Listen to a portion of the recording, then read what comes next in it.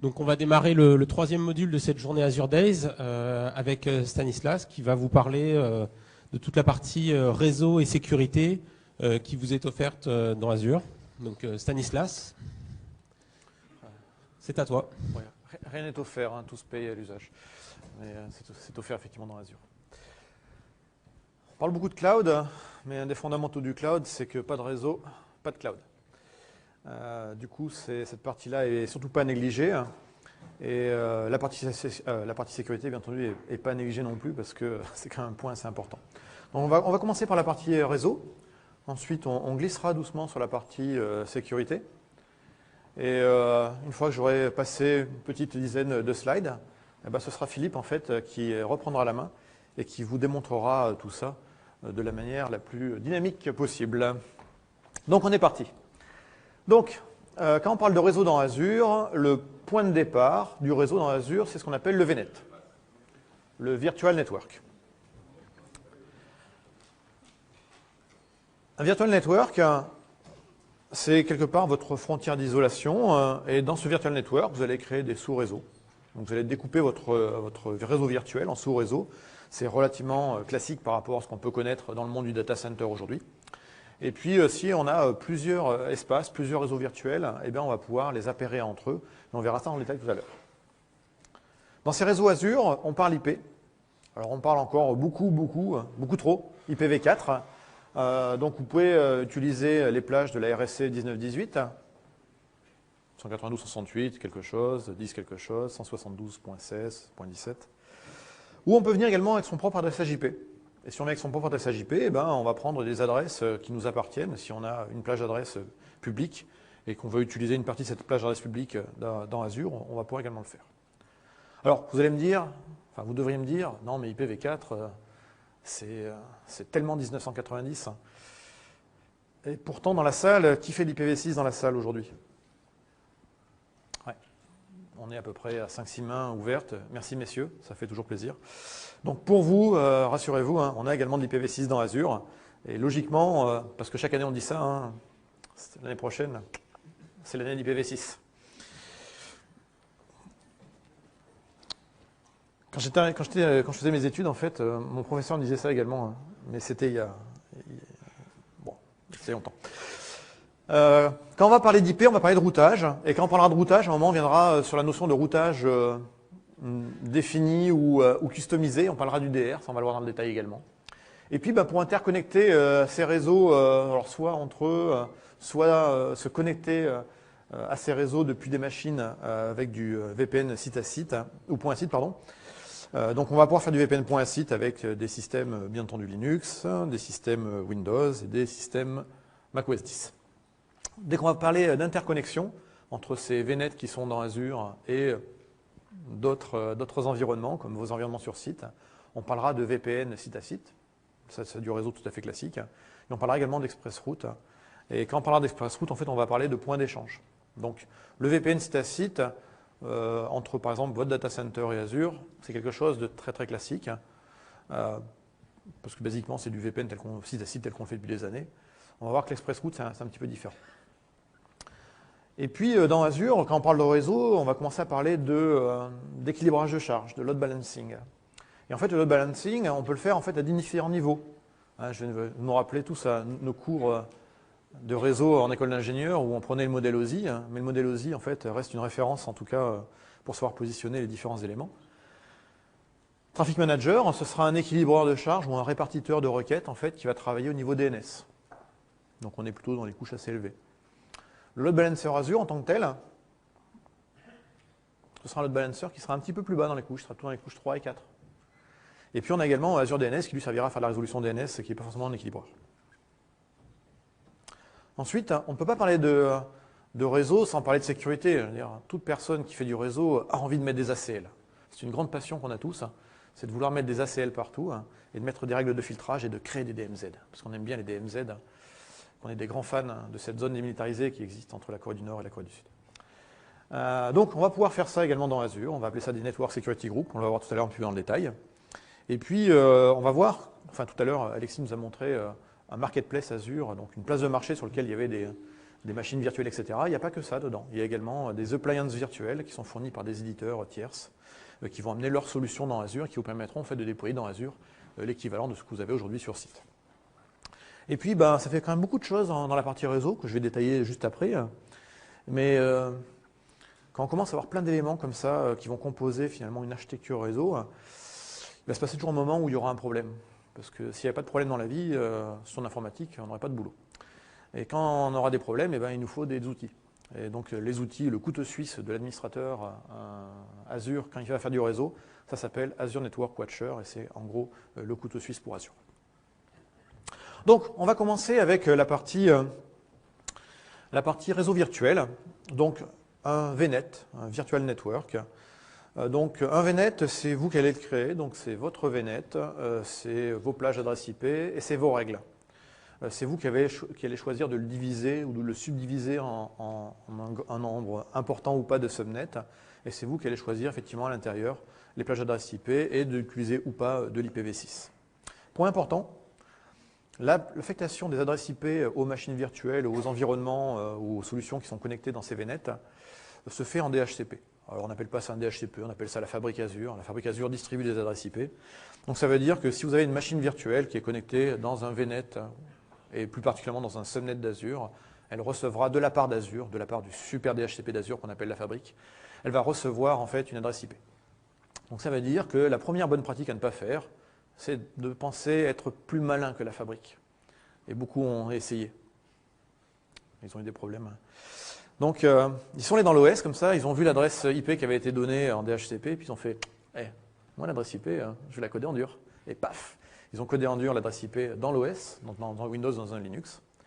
Et au bout de quelques minutes, la fabrique a commencé à voir des paquets passer, puis a dit une adresse IP que je n'ai pas distribuée récemment, et la fabrique coupe le port de la machine, et la machine n'a plus de connexion.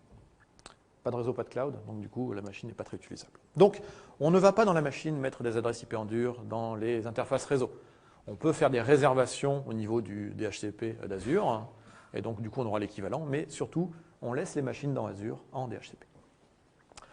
On va pouvoir connecter donc ces machines virtuelles, je viens d'en parler, au VNet, mais on va voir également qu'on peut connecter des services de passe directement au sein de ces VNet. Pourquoi on fait ça? Alors, historiquement, les services de passe d'Azure, comme le stockage ou par exemple les bases de données SQL Server, elles sont exposées sur des interfaces, des adresses IP publiques. On appelle ça des endpoints. Donc elles sont accessibles directement depuis Internet. C'est le principe du cloud au début, c'était on publie et puis vous connectez. Et on a des grands comptes, des clients qui ont dit c'est bien, moi je veux utiliser par exemple du stockage dans Azure ou une base de données as a service dans Azure, mais je n'ai pas envie qu'elle soit exposée directement sur une adresse IP publique. Moi, je vais y accéder par exemple, avec une machine virtuelle qui est dans un VNet. Donc, j'ai aucune raison, en fait, de sortir de mon VNet vers Internet et de re-rentrer dans le data center.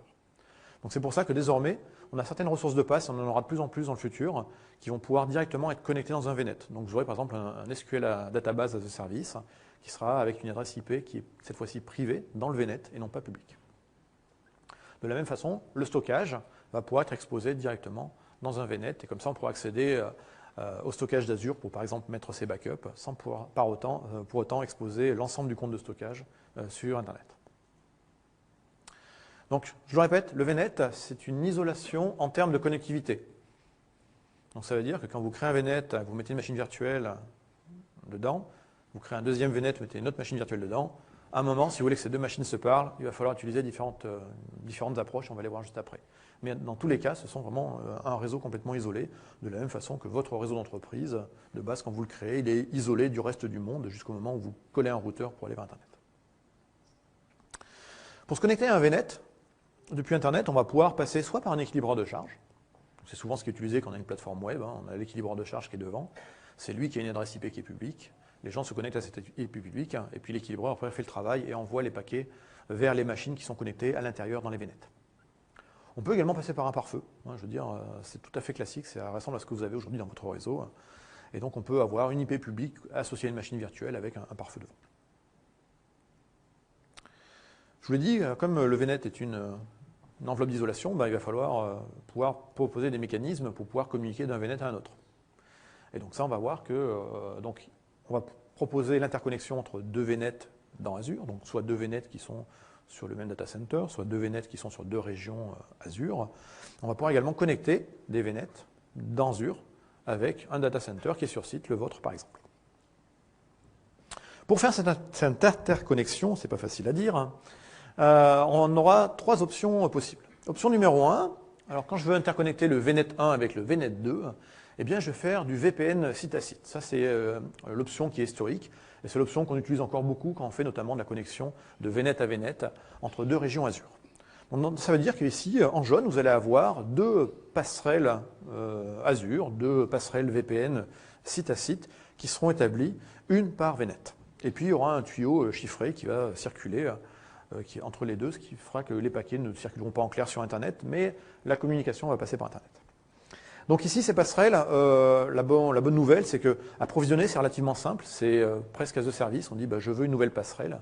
Automatiquement, la fabrique derrière va aller vous créer, en fait, non pas une, mais 2 machines virtuelles que vous ne voyez pas, 2 pour faire de l'actif-passif. Et puis, au bout d'une petite vingtaine de minutes maximum, normalement, vous avez une passerelle qui est opérationnelle avec une adresse IP, une clé partagée, la même chose de l'autre côté. Vous échangez les deux, et puis après, vous avez votre tunnel qui est monté. Donc ça, c'est une manière relativement simple à faire. On peut également faire du peering dans Azure. Donc le peering, c'est quelque chose qui est arrivé assez récemment. C'est arrivé l'an dernier, si je ne dis pas de bêtises, ou il y a 2 ans. Ah, ça va vite. Hein. Ça permet en fait de faire l'équivalent de ce que je vous ai montré au-dessus, sans avoir à instancier et à payer des passerelles VPN site à site. Et puis ça a une deuxième particularité, c'est que dans le VPN site à site, on repasse par l'Internet public, alors que quand on fait du peering, on va passer par le backbone, donc c'est-à-dire le réseau interne des data centers d'une région Azure. Alors, le peering peut être local, c'était l'option historique qui permettait de dire 2 VNet dans une région peuvent se parler au travers du peering. Donc ça c'est très bien, c'est-à-dire qu'on a une très grosse bande passante, une très faible latence, on passe par le câblage interne des data centers. Et puis, Alexis en a parlé tout à l'heure, hein, on a beaucoup de fibres optiques. En fait, on a nos propres interconnexions entre data centers. L'an dernier, on a annoncé la fin du projet Marea qui nous a consisté pour nous à tirer en fait un câble transatlantique de la Virginie, où on a nos data centers à Boyton, jusqu'à Bilbao. On a tiré donc 6600 km de câbles à peu près, donc on a payé ça, donc il y a des bateaux qui ont tiré des câbles et qui les ont posés au fond de la mer. Pour vous donner la bande passante qui passe dans ce câble qu'on a copayé avec Facebook et Telexus, c'est 160 Teraoctets secondes, ce qui est plutôt pas mal. Mais ça, c'est juste un exemple d'interconnexion qu'on a, on en a beaucoup plus dans le monde. Donc, du fait que tous nos data centers, toutes nos régions sont maillées de par le monde, eh bien, en fait, on va pouvoir également proposer un peering global qui permet de dire, j'interconnecte le VNet, par exemple, qui est en Europe, à Amsterdam ou à Dublin, et je l'interconnecte avec la Virginie et Boyton, par exemple, et je passe par l'infrastructure Azure. Et dans ce cas-là, l'interconnexion, elle est là encore privée, avec un plutôt bon débit, une assez bonne latence également, parce qu'on passe pas par l'Internet. Dernière option, celle qui va probablement vous intéresser le plus, c'est la connectivité hybride. On est dans un monde hybride aujourd'hui où on va combiner des choses qui existent sur site, qui sont héritées, et puis des nouvelles choses qu'on va déployer dans un cloud tel que Azure. Et là, en fait, on va avoir 2 options qui vont s'ouvrir à nous, assez similaires finalement un petit peu à ce qu'on a vu juste au-dessus. Option numéro 1, l'historique, la classique, la plus simple à mettre en œuvre, c'est un VPN site à site au travers d'Internet. Donc en gros, vous avez votre équipement sur site qui est une passerelle VPN ou un firewall qui a la fonction de VPN. Et puis dans Azure, vous avez toujours cette passerelle VPN qui est instanciée rapidement. Et puis là, vous mettez en place votre tunnel. L'opération ici, si vous avez les bons ingénieurs réseau qui connaissent leur métier, ça se fait en moins de 30 minutes. En moins de 30 minutes, vous interconnectez un réseau sur site avec un VNet dans Azure. Projet qui prend un peu plus de temps, c'est un projet ExpressRoute. Là, c'est quand on a envie d'avoir une connectivité privée avec une certaine bande passante assez importante, avec également le fait de ne pas passer par Internet en termes de paquets réseau. Donc ça s'appelle ExpressRoute. Donc c'est vraiment une connectivité privée et une extension en gros de votre data center avec Azure. Et en fait, vous allez passer par soit 2 types d'opérateurs. Soit vous allez directement passer en contact avec un point d'échange, un IX. Donc je pense à Equinix ou je pense à Interxion en France. Et dans ce cas-là, en gros, vous tirez une fibre de vos data centers au data center d'Equinix. Et du coup, eux sont déjà raccordés à nous. Donc c'est un point d'échange, ça va aller très vite. Deuxième option, vous avez déjà un MPLS, un WAN étendu avec un telco, tel que Colt, Orange Business ou alors Intercloud. Et puis vous appelez ce telco, vous dites, est-ce que j'aurais besoin d'une connexion ExpressRoute vers Azure? Et lui, en fait, a toutes les intercos derrière et finit de faire l'extension de votre WAN pour se connecter là-dessus. Et là, du coup, vous avez une vraie bonne passante vers Azure. Et en gros, là, Azure devient vraiment une extension de votre data center. Ça va pour l'instant? Oui? Ouais, ok. On est bien dans les temps. Alors, je vous l'ai dit, hein, c'est votre VNet, c'est vos règles. Par défaut, on va avoir des règles de routage. Donc, il existe, si vous créez 4 subnets dans un VNet, en fait, il existera toujours un routeur que vous ne voyez pas, qui est le point 1, et qui va faire de manière implicite en fait, tout le routage entre les différents subnets. Donc, il n'y a pas de filtrage de base. Hein. L'unité d'isolation, je le rappelle encore, est le VNet. Maintenant, si vous dites, ouais, mais moi, j'ai un subnet qui est front, ou une DMZ, allez, on aime bien les DMZ. J'ai une DMZ, ensuite j'ai un front derrière, et puis après j'ai un back-end, etc. Peut-être que vous allez vouloir changer les règles, peut-être que vous allez vouloir mettre du filtrage, etc. Peut-être que vous allez vouloir également rediriger l'ensemble des paquets, non pas vers ce pare-feu que vous ne contrôlez pas, mais plutôt vers une appliance virtuelle qui, elle, aurait des règles qui seraient par exemple, je sais pas, un checkpoint ou un Cisco qui serait sous la forme d'une appliance virtuelle dans Azure. Là, vous retrouvez vos petits parce que c'est du sérieux, hein, c'est un checkpoint ou un Cisco. Donc, dans ce cas-là, vous allez rediriger les flux réseau, donc rechanger les règles d'IP pour dire, au lieu de passer directement de base par le 10.1 par exemple, eh bien, je vais passer par cette adresse particulière. Donc on va modifier donc, l'étape de routage pour les sous-réseaux, tout à fait classique. Et on va donc définir quel est le prochain routeur pour aller dans un endroit X, Y ou Z. Donc, en gros, au lieu d'aller sur le point 1 qui était l'adresse d'origine, vous allez rediriger vers une autre adresse de votre subnet. Et donc vous allez faire du force tuning et vous allez rediriger vraiment la route 0 quand vous voulez envoyer tout le monde au même endroit. Donc le schéma ici est le schéma qui est de base. Une fois qu'on va faire ce qu'on appelle de l'UDR, du User Defined Route, eh bien, vous allez choisir vos routes par quel équipement vous allez passer. Et donc ça va vous permettre comme ça de régénérer, de recréer des vrais DMZ, de passer par des équipements filtrants pour loguer, pour mieux contrôler, pour rajouter un niveau 7 de filtrage, etc. D'accord ?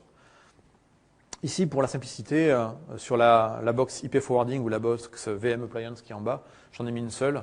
On est bien d'accord que si on veut quelque chose qui soit hautement redondant, eh ben, ce sera un cluster au moins de 2 machines, voire plus, si on a beaucoup de paquets réseau qui vont passer. Ce User Defined Route sera notamment utilisé pour ce qu'on appelle le service chaining avec les appliances virtuelles. Donc le service chaining, c'est de dire quand je veux passer d'un service A à un service B, ou d'un VNet A à un VNet B, je veux absolument passer par une couche de filtrage de données, et je veux que l'ensemble des flux passe par un chemin avec du contrôle derrière. Et donc, dès qu'on aura ce type de besoin, on aura forcément du User Defined Route. Rien de très difficile pour des gens qui font du réseau, hein, c'est simplement des nouvelles routes IP qu'on redéfinit. Alors, du coup, ça va nous permettre de faire des choses comme ça, comme l'architecture Hub and Spoke.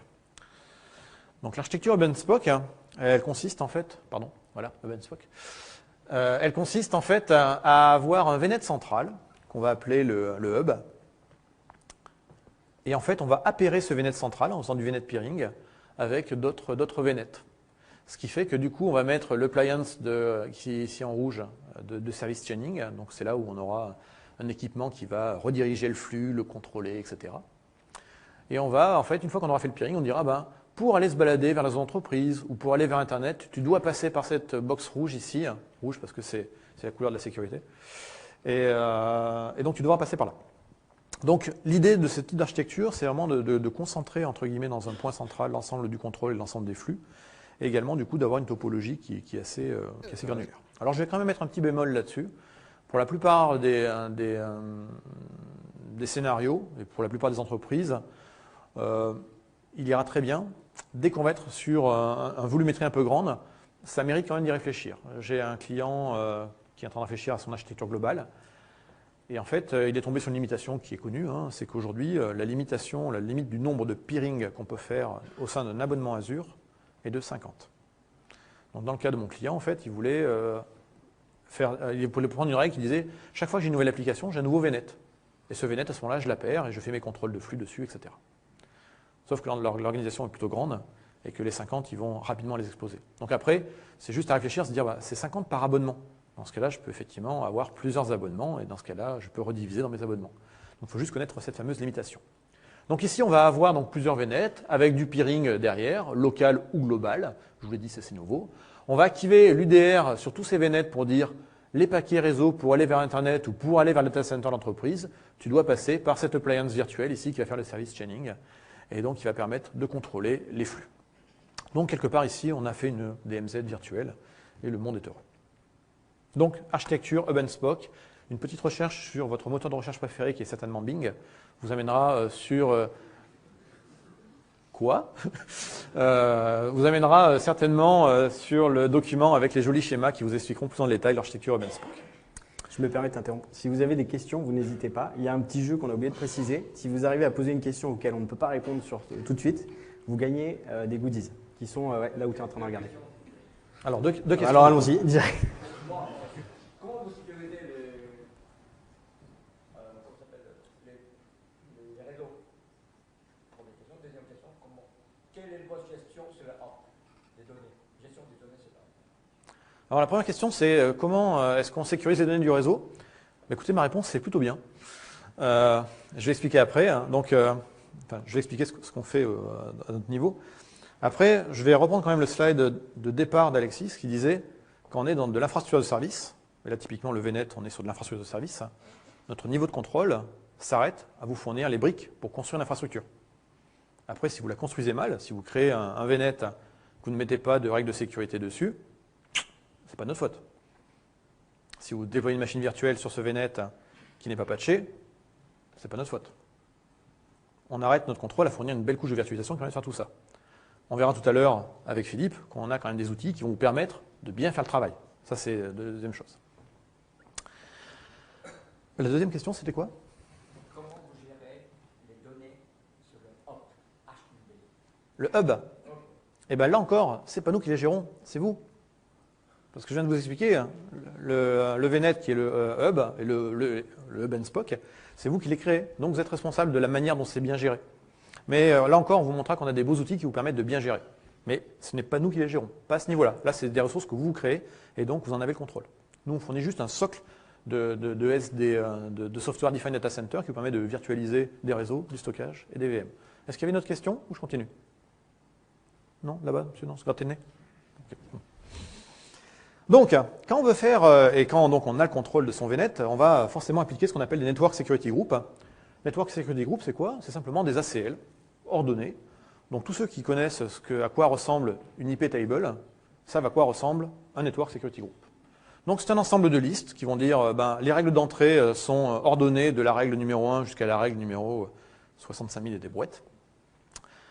Et puis, ça se lit comme un IP table, c'est-à-dire que la première règle qui va matcher, donc le système va prendre le paquet réseau et ensuite va vérifier règle numéro 1, ça passe, ouais, non, et en fait, la première règle qui va matcher sera celle qui sera appliquée. Donc ça veut dire que les règles, il va bien falloir les ordonner. Et puis comme dans tout firewall, il ne va pas falloir créer 10 000 règles. Hein. Petit rappel de base, la complexité est l'ennemi de la sécurité. Donc si on fait la sécurité, on fait peu de règles. Et on les fait bien.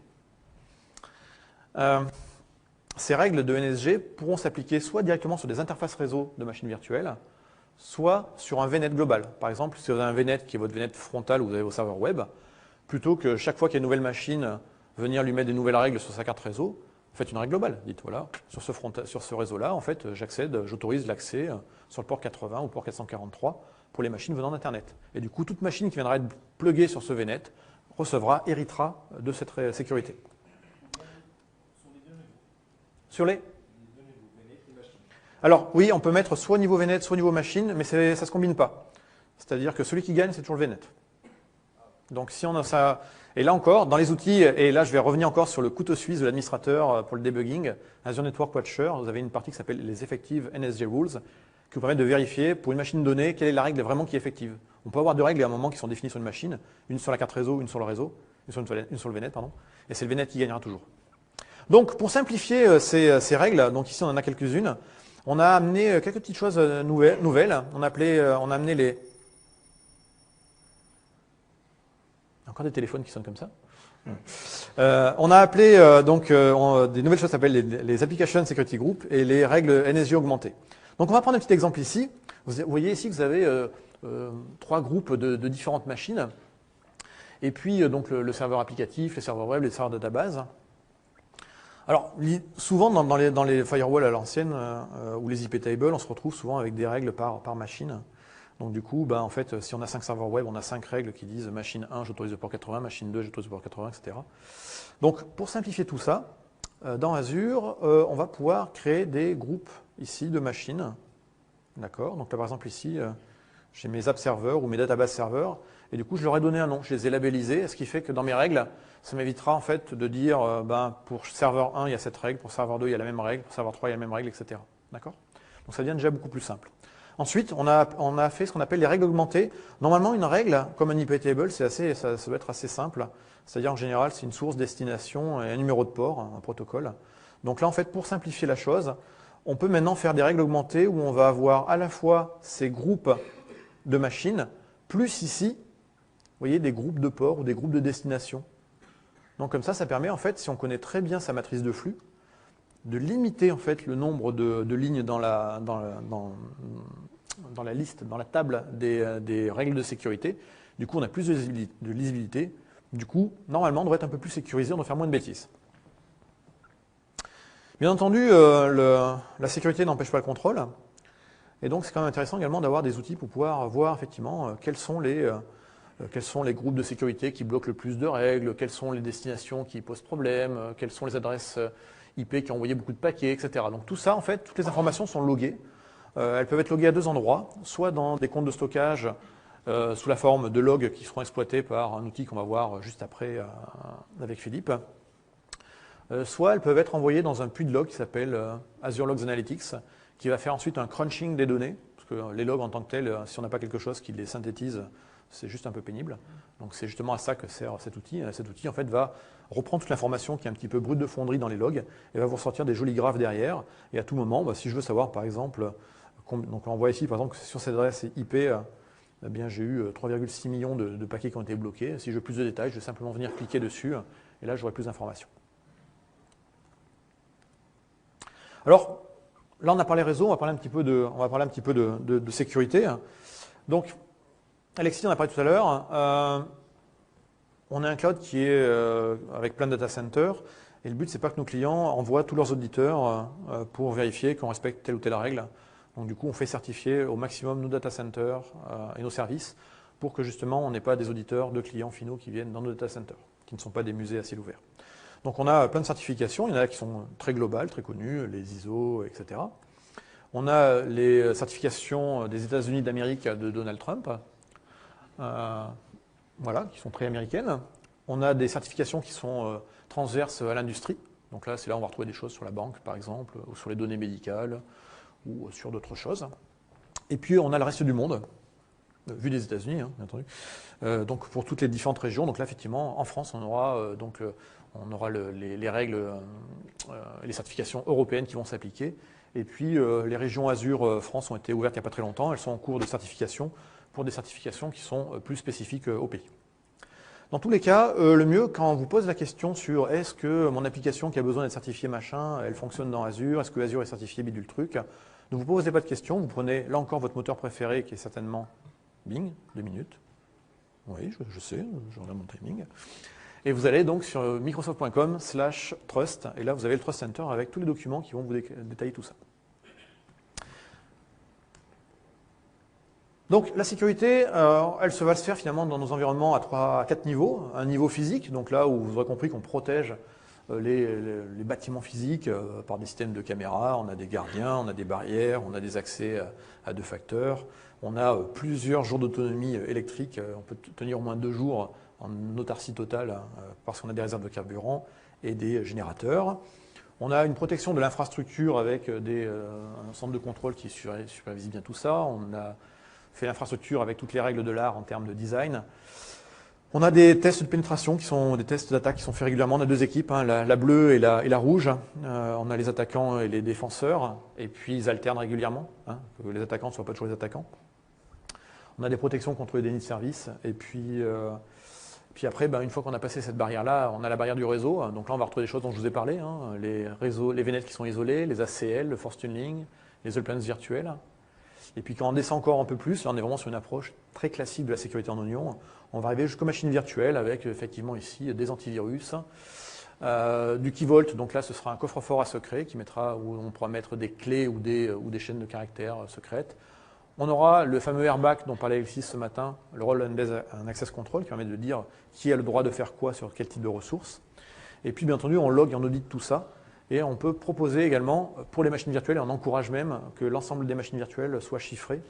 donc avec un chiffrement at rest du stockage Azure, plus un chiffrement au sein de la VM par les technologies tout à fait classiques. Sous Windows, on parlera de BitLocker Drive Encryption. Sur Linux, on vous parlera de DMCrypt. Et puis, le fin du fin, finalement, c'est d'avoir un bon outil qui synthétise tout ça de manière très graphique et qui donne des bons conseils, justement, pour pouvoir gérer son environnement. L'outil s'appelle Azure Security Center. C'est un centre de contrôle de la sécurité de vos ressources dans Azure. Il vous permet d'avoir une surveillance intégrée, de gérer des stratégies que vous allez appliquer sur vos différents types de ressources. Il va vous remonter également les menaces et les alertes potentielles. Et puis, comme la sécurité, ce n'est pas un monde où on se parle contre nous, on ouvre cet écosystème avec un partenariat avec d'autres solutions de sécurité. Il n'y a pas que Microsoft, mais qui viennent se plugger là-dessus. Et plutôt que des mots, et Philippe, je te passe la main. Merci. Donc, merci beaucoup, Stan. Je vais vous montrer du coup le Security Center en live. Il faudra qu'on switch sur mon PC en régie. Ça va arriver. La magie de l'Internet. Merci. C'est le Security Center dont on parle. Donc, on va se lire les logs un par un à la main. Non, je rigole. Bien évidemment qu'on ne va pas faire ça. On va plutôt aller dans le Security Center d'Azure. Ici, on va retrouver son tableau de bord où on va pouvoir superviser tout ce qui se passe sur son infrastructure. Donc, vous voyez, en haut, j'ai une petite overview globale. Je vois qu'actuellement, j'ai 19 recommandations que je pourrais appliquer sur mon infra pour la sécuriser mieux. Je vois que j'ai des nouvelles alertes qui sont apparues dans les 72 dernières heures. Donc, j'en ai 3 en l'occurrence. Et tous les événements qui se sont passés sur la dernière semaine. Ouais, j'héberge un petit site web. C'est mon blog, il a 26 millions d'événements par semaine. C'est pour ça. C'est un petit blog sympa. Et après, on va avoir des préventions. Donc là, c'est Azure qui va me faire des recommandations pour me dire il faut que tu appliques des firewalls sur tes machines. Il ne faut pas que tu exposes l'IP public comme ça. Il faut que tu patches tes machines. Parce que très souvent, on ne patche pas ces machines. Et mentez pas, je vous ai tous trouvé une machine qui n'est pas patchée chez vous, je suis sûr. Pareil sur le réseau, le stockage. Est-ce que je peux sécuriser mieux mon stockage ou pas? Et la partie applicative. Là, on va parler des services PaaS de Azure, qu'on verra tout à l'heure. Ensuite, en dessous, je vais avoir la partie Live Detection. Donc là, ici, il va me remonter dans mon tableau de bord tout ce qui est en train de se passer ou ce qui s'est passé dans les derniers jours sur mon infrastructure. Mes alertes de sécurité, j'en ai eu 31 qui étaient sévérité médium. En gros, on n'a pas réussi à rentrer. Il y en a une sur laquelle on a réussi à rentrer. OK. Et je vois ici en bas à droite les ressources qui sont le plus attaquées. Donc je vois que j'ai 3 machines qui sont très attaquées. Donc ce que je vous propose, c'est qu'on aille faire un petit peu d'études sur ces machines, voir ce qui se passe vraiment et pourquoi cette machine-là, elle est plus attaquée qu'une autre. Donc ici, ce qui va arriver, c'est le log de ma machine et qui va me montrer comment cette machine est attaquée. Donc là, ici, on voit que finalement, elle est attaquée très régulièrement, à peu près à la même fréquence. Et la majorité du temps, c'est du RDP Brute Force Attack. Tout le monde sait ce que c'est RDP, Remote Desktop Protocol. Vous auriez pu gagner un goodies, tant pis. Qui utilise encore le mot TSE? Levez la main. Voilà. Ça vient de NT4, ça n'existe plus. Donc, il faut arrêter, s'il vous plaît. Maintenant, ça s'appelle RDP. Merci. C'est comme IE, ça n'existe plus, il faut arrêter maintenant, s'il vous plaît. C'est gentil. Donc, on voit que cette machine, elle a été attaquée sur le protocole RDP. Et donc, ici, je vois que je peux aller voir le détail. Donc, je vais retrouver l'adresse IP source de l'attaque. Donc, vous voyez ici. Il a fait 48 essais, qui ont tous failé. Et il y en avait certains qui étaient contre un utilisateur existant. Donc, il y en avait qui étaient contre des utilisateurs qui n'existent pas. Et il y en avait certains contre un utilisateur qui existe. Ensuite, ici, on va retrouver qui a détecté l'attaque. Là, c'est Microsoft, en l'occurrence. C'est nous qui l'avons automatiquement détecté avec la plateforme sur une machine virtuelle qui est dans Azure. OK. Voilà, je peux voir ensuite le détail. Si je continue mon investigation, ici, je vais avoir un petit schéma très sympa qui va arriver, qui va me montrer en fait le schéma d'attaque et toutes les ressources impactées derrière. Donc, vous allez voir ici en bas à gauche le petit schéma de relation entre cette machine et les autres ressources. Peut-être. La magie du cloud, encore une fois. Donc ici, il va y avoir un schéma, croyez-moi sur parole. Je pense que tu devrais simplement légèrement dézoomer parce qu'en fait, c'est pour ça qu'on voit pas le schéma. Tu penses qu'on est trop zoomé? Ouais, je pense. Pas du tout, ce n'est pas ça. Il n'y a pas des jours où ça va moins bien. Il ne faut pas dire ça. Tous les jours sont bien. Il faut juste savoir les prendre. Bon, ici, il y a un schéma qui apparaît. Là, c'est la résolution qui, je pense, me gêne un peu. Une petite résolution. Mais ici, on a un schéma qui apparaît qui me montre les relations. OK? Ça, c'est la première version. Bon, ensuite, ce qui est important de voir maintenant, c'est que j'avais des recommandations. Donc, au lieu de laisser ma machine se faire attaquer comme ça continuellement, je vais peut-être commencer à penser à aller la sécuriser. Donc, ce que je vous propose, c'est qu'on aille voir ce qu'il me recommande, lui, sur mes ressources, étant des machines virtuelles et des réseaux. Pour l'instant, on n'a parlé que de ça, on ne parle pas de service PaaS. Donc ici, ce qui est intéressant de noter, c'est que je vais retrouver aussi bien des machines dans Azure, les petites machines ici en bleu, que des machines physiques que j'aurai on-premise. Donc vous pouvez très bien déployer l'agent sur vos machines physiques chez vous et avoir la supervision qui remonte dans Azure Security Center. Donc on va faire les deux. Pour ça, il suffit juste de prendre l'astuce standard. Et là, à ce moment-là, vous aurez un autre outil qui est très intéressant, c'est Just-in-Time Access, dont on va parler tout de suite après. Pour vous montrer ce que ça peut me remonter comme info, sur une machine là, qui est supervisée dans Azure, il va me remonter du coup ces infos classiques. Jusque-là, rien de bien méchant. Mais ensuite, en bas, il va me sortir des recommandations, notamment sur le fait que je n'ai pas encrypté mon disque. Donc, c'est pas bien. On peut récupérer mon disque et les données en clair. Et normalement, il va aussi me dire que cette machine n'est pas patchée, puisque de mémoire, j'ai pris une qui n'est pas patchée. Ou alors je me suis trompé, j'ai pris celle qui est patchée. Mais c'est pas grave. Si elle n'était pas patchée, il me l'aurait remonté ici. Ah ben voilà, c'est arrivé. Donc ici, il manque effectivement un patch de sécurité. Ça marche aussi bien sur Linux que sur Windows. Donc voilà. Plus de religion là-dessus, tout va bien. On est amis. Je vous ai dit autre chose. Je vous ai dit que ça nous amène le Just-in-Time Access. Qu'est-ce que c'est que ça? C'est au lieu d'avoir toujours mon port RDP qui est ouvert sur Internet public en permanence et qui attend que quelqu'un se connecte, pourquoi est-ce que je ne le fermerai pas la majorité du temps et que je l'ouvrirai que quand j'ai besoin d'aller faire de l'admin sur la machine? Ça, c'est le monde idéal. Jusqu'à maintenant, c'était très compliqué. Qu'est-ce qu'on aurait dû faire? Mettre des règles. Quand quelqu'un me demande, moi, à la mano, je vais changer les règles, ouvrir ce port pour tel utilisateur pendant 3 heures. Et typiquement, s'il a besoin de 3 heures de maintenance. Et ensuite, je vais devoir le refermer. Si c'est manuel, il y a toutes les chances du monde qu'on oublie de le refermer ou qu'on ne le fasse pas ou que les gens ne soient pas contents parce que ça prend trop de temps. Donc, on va pouvoir l'automatiser. C'est ce qu'on appelle ici le Just-in-Time Access. Donc, en gros, automatiquement pour vous, Azure, s'il reçoit une requête d'un utilisateur qui a le droit, il va ouvrir les fameuses règles NG dont tu as parlé tout à l'heure pour ouvrir le port 22 pour faire du RDP dessus. Il va laisser ce port ouvert pendant 2 heures ou 3 heures, la fenêtre qui a été décidée, et après automatiquement il va remettre les politiques comme elles étaient avant. Donc vous allez refermer votre machine. L'idée, et j'adore cette phrase, c'est de réduire la surface d'attaque de vos machines. Si on ne peut pas attaquer sur le port 22, on est déjà bien embêté. Si on ne peut pas attaquer sur un autre port, on est bien embêté. Et plus on réduit la surface d'attaque, moins on a de chances que ces machines se fassent attaquer. La base de tout ça, c'est quand même l'identité. Je vous ai parlé de quelque chose, c'est de vous dire que derrière, c'est un utilisateur qui est identifié. Donc, ce qu'il faut arriver à tracer, c'est savoir quels sont les utilisateurs qui s'authentifient, comment ils s'authentifient, est-ce que j'ai des comptes sur lesquels j'ai souvent des erreurs d'authentification ou ce genre de choses. Est-ce que, par exemple, j'ai laissé le compte admin avec le mot de passe 1, 2, 3, 4. Ça, par exemple, c'est pas bien. Qui fait ça? Personne. Ah, allez, il a gagné un goodies, il a levé la main. Il est honnête. Le monsieur là-bas, il a le droit. Allez. Donc ici, je vais avoir l'historique de tous mes logs qui sont passés sur ces machines qui sont surveillées avec le nombre d'authentifications. Donc je vais aller sur le site de mon petit blog où j'ai à peu près 150 000 essais d'authentification par mois. C'est pas mal. Ouais, j'ai un blog assez sympa. J'étais DJ dans une autre vie à New York. Ah non, ça, c'était pas moi.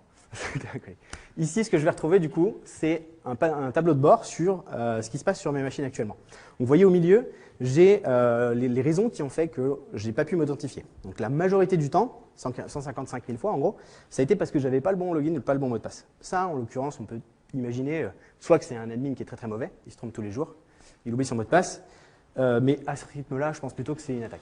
Je ne sais pas ce que tu en penses. Ouais, parce que même avec des très très grosses moufles, là, ce sera compliqué. Ça va être un peu dur. Et on voit ici qu'au total, j'ai que 64 logins qui sont successful. C'est-à-dire que j'ai que 64 fois où cette machine elle a été accédée et c'était légitime. Le reste du temps, c'est de l'attaque. C'est là où on reparle du just-in-time et on se dit, bah ouais, c'est idiot complètement de l'ouvrir tout le temps. Il vaut mieux la fermer et ne permettre d'ouvrir cette machine que quand il y a vraiment besoin d'y accéder. Ok? On pourrait faire le célèbre slogan des piles vendeurs, hein, ne s'use que si l'on s'en sert, mais on pourrait faire ça avec le just-in-time access finalement. Hein. Nos network security group ne vont être utilisés que lorsqu'on activera réellement le just-in-time pour pouvoir faire du RDP dessus. D'accord. Exactement. Et donc ici, vous voyez les comptes qui sont le plus testés. Bah, forcément, c'est administrateur, utilisateur, test, support, sysadmin et autres. Ok. Donc vous pourriez aussi changer en plus de faire du just-in-time, changer les logins, mots de passe typiquement. Ça, c'est pas mal. Et ici, j'ai un petit tableau de bord de la supervision qui me montre ce qui se passe. Est-ce que c'est plutôt à la hausse ou à la baisse, les tendances? Actuellement, je suis à la baisse. Bon, il faut dire, pour aller plus haut que ce qu'on avait fait la semaine dernière, c'est un peu dur. Mais là, je suis en baisse. J'ai un peu moins de requêtes qui n'arrivent pas à s'authentifier sur mon site. Donc ça, c'est plutôt pas mal. Si tout ça ne vous suffit pas, que vous voulez vous-même définir vos propres règles et remonter certaines infos de vos machines, c'est tout à fait possible. Vous pouvez aller voir les Custom Alert Rules. Et ici, vous allez écrire votre requête SQL qui va remonter des infos de log que vous choisissez. Et vous allez définir le threshold, donc c'est-à-dire le moment à partir duquel cette règle a été dépassée et vous voulez la faire remonter dans le Security Center. Okay. Tout ça, vous pourrez le faire. Comme ça, vous pourrez vous personnaliser votre tableau de bord et faire un joli tableau de bord de sécurité. Il y a des RSSI dans la salle? Il y a un monsieur là-bas. Très bien, monsieur. Ça, c'est fait pour vous. Vous allez passer votre temps dedans. Ok, j'ai eu une attaque quand même. Tout à l'heure, personne n'a tilté, mais j'ai quand même eu une attaque. On n'a pas bien regardé ce que c'était. Mais moi, je sais ce que c'est en fait, parce que c'est moi-même qui me suis attaqué, pour le coup. Sinon, j'ai tellement bien sécurisé que personne n'arrive à m'attaquer. Je suis obligé de m'auto-attaquer. Alors, on est bien d'accord que normalement ici, ton objectif, ton Saint Graal, c'est d'avoir que du vert. Hein. Bien sûr. Là, je suis très mauvais en l'occurrence. Ouais. Merci de me rattraper, de me ramener les pieds sur terre. Oui. L'objectif ici, c'est d'avoir que du vert et de se dire que votre infrastructure est très bien sécurisée. On n'essaye pas de vous attaquer en permanence parce qu'on n'y arrive pas. Alors, j'ai quand même eu 2 petites attaques. Ici, j'ai eu quelque chose qui remonte, qui est une potentielle injection SQL. Et ça, c'est plutôt une bonne nouvelle parce que là, qu'est-ce qui s'est passé là? Je ne suis pas au niveau de la machine. Un serveur web, il est incapable de savoir si on a fait de l'injection SQL ou pas. Ça, pour le coup, il ne peut pas le savoir. Là, c'est quoi? C'est le service Azure de base de données, dont on va parler juste après, qui m'a remonté cette info en me disant « Ouh là, je suis quasiment sûr, je suis même sûr à 100% que tu t'es fait attaquer et que là, actuellement, tu as une injection SQL en cours. » Donc, ce qui se passe, c'est qu'il va me donner, comme tout à l'heure, qui a détecté l'attaque. Donc, c'est Microsoft, encore une fois. Là, c'est directement le service. Et je peux même aller faire un truc assez sympa.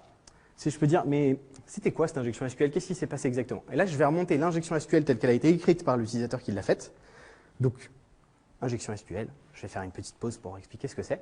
C'est comme dans un champ d'un site web, vous ne sécurisez pas les entrées des utilisateurs et vous laissez passer des caractères spéciaux tels que simple quote, double quote, ce genre de choses, qui arrêtent une instruction SQL.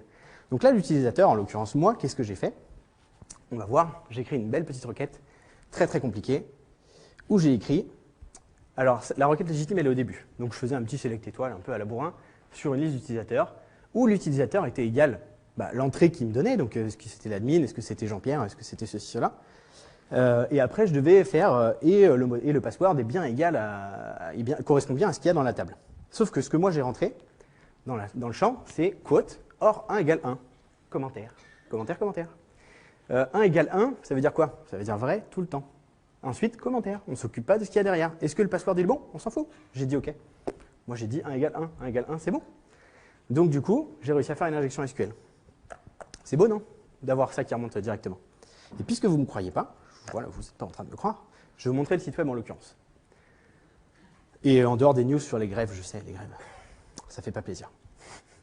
Ici, je peux essayer de m'authentifier légitimement. Donc, je vais faire un super CRM. Hein. Attention, celui-là, il est... Je pensais le revendre à l'équipe Dynamics, mais je ne sais pas pourquoi ils n'ont pas accroché. Peut-être pour la prochaine version, on verra. Ici, je m'authentifie sur mon CRM. Voilà, tout va bien. En haut, je suis bien authentifié. Salut user, la liste de mes comptes, etc., etc. OK. Rien de méchant. Maintenant, je vais me faire logout. Ici, puisque je ne suis pas non plus un fanat de l'injection SQL tous les jours, je vais piquer le code, mais il ne faut pas le dire. Hop, et là, je vais écrire n'importe quoi, du genre Azure D, c'est cool. Hop, ça marche. Et là, en haut, je suis qui? Je suis où 1 égale 1. C'est beau, non? Donc là, je me suis auto-injecté et ça remonte dans le Security Center. Donc le but de la démo, c'est de vous montrer que toute votre infrastructure et pas juste les machines peuvent être vues et surveillées dans le Security Center. Et donc, toute l'infrastructure qui est dans Azure et toute celle qui est sur site, hein, si vous voulez faire du cloud hybride et de la sécurité hybride, on peut effectivement remonter des informations depuis les machines sur site. Donc, avoir un état si les machines sur site et dans Azure sont à jour ou pas, si elles ont des antivirus ou pas, si elles sont chiffrées ou pas, s'il y a de la sécurité sur les réseaux ou pas, etc. Pendant ce temps-là, Veracruz, normalement, c'est en train de se passer doucement et c'est en train d'être mouliné du côté Azure. Oui. Ce qui nous permet donc du coup de poser... Est-ce qu'il y en a qui ont des questions pour gagner encore des magnifiques écharpes? Car le temps Qui est bientôt préfère froid. ce Security Center-là? Bah quoi, il est bien, non? On a fait ça pendant 40 ans, c'est super. Moi, je l'aime bien. Celui-là, il est plus vert, ouais, c'est vrai, c'est vrai, c'est vrai. Je suis pas sûr que ce soit plus sécurisé derrière, mais ouais, il est plus vert, c'est vrai. Ouais, Knowledge Review. Alors, qui a écouté ou qui n'a pas écouté? Est-ce que je peux surveiller les machines qui sont patchées Linux? Oh, c'est bien, ça écoute. Est-ce que... Et du coup, sur quelle distribution? Ah ouais, bien. Red Hat, ouais. Ubuntu, Canonical, oui. Et SUSE. SUSE Enterprise, voilà. Ce sont les trois distributions commerciales. Est-ce que je ne surveille qu'Azure dans Security Center? Bien. Ils écoutent, hein, c'est bien. On va pas pouvoir distribuer des sharps, c'est dommage. Du coup, c'est pratique, on peut même surveiller les machines qui sont chez AWS dans Security Center. Mais c'est très bien dit, Ah, ça. c'est pour aider. Hein. Je n'aurais pas dit mieux. Exactement, on peut même surveiller son infrastructure chez AWS pour savoir ce qui se passe là-bas. Qu'est-ce qu'on a oublié d'autre? Est-ce que je peux remonter que des logs de machines?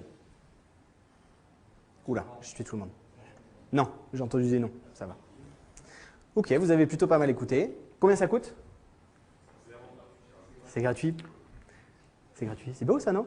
On n'est plus le Microsoft d'avant, on vend plus Alors, tout. c'est petit point. Je ne savais que tu allais y venir. C'est gratuit.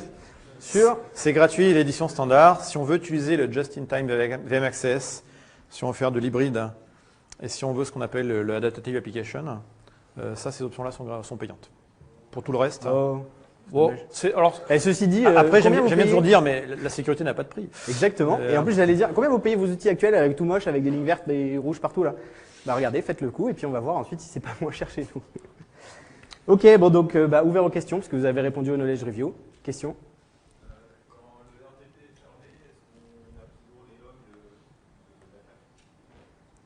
Alors la question est, quand le RDP est fermé, est-ce qu'on a toujours les logs d'attaque? En fait, non, vous verrez rien parce que ce sera bloqué en amont en fait. Le fait que les NSG seront là, seront pas activés. Donc en gros, juste autant pour moi.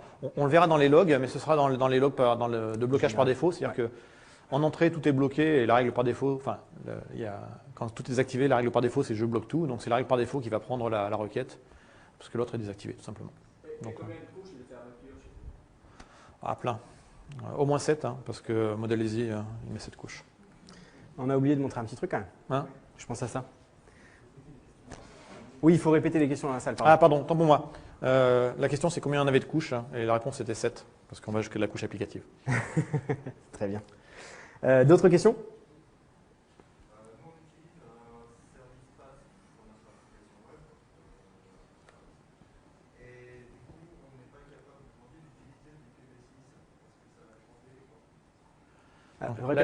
Donc la question, c'est vous utilisez un service pass aujourd'hui pour votre application, alors un pass d'Azure, et aujourd'hui sur ce pass d'Azure, vous n'avez pas encore d'IPv6, c'est ça?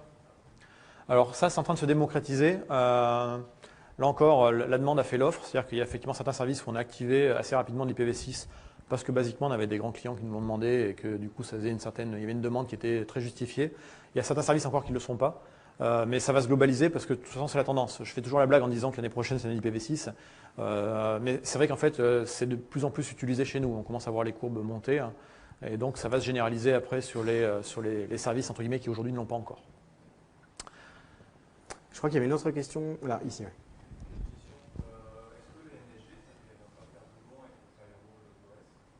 Alors question c'est est-ce que les NSG ne font pas doublon avec le firewall de l'OS? Non, parce que si on est vraiment dans une approche en multicouche justement de type oignon, c'est bien d'avoir une sécurité jusqu'à la machine en tant que telle.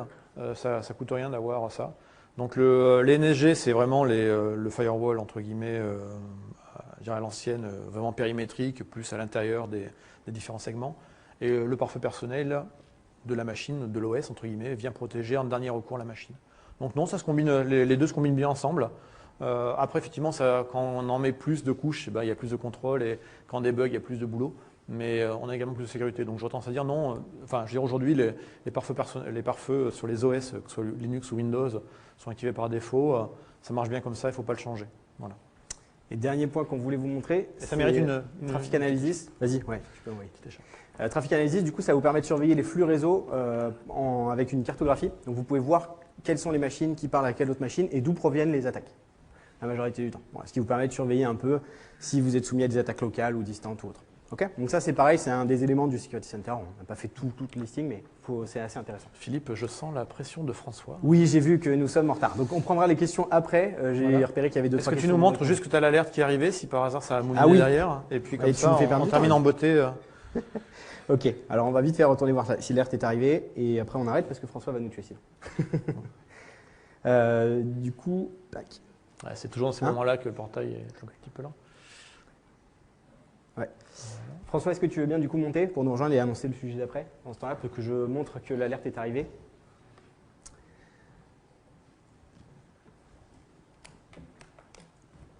Je vois que vous êtes tous suspicieux. Mais si, ça va arriver dedans, mais n'ayez pas peur. Regardez, IC Verity, c'est passé à 2. Et il y a eu une petite barre rouge sur le jour d'après. Donc c'est bon, elle est remontée mon alerte. J'ai même reçu un mail, mais comme j'ai masqué mes notifications, vous ne l'avez pas vu. Mais moi, sur mon téléphone, j'ai reçu un mail qui m'a précisé ça. Et on voit bien que ça, c'est aujourd'hui.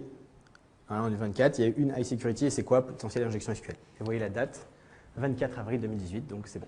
Je pense qu'on peut l'applaudir parce que c'était fait en live.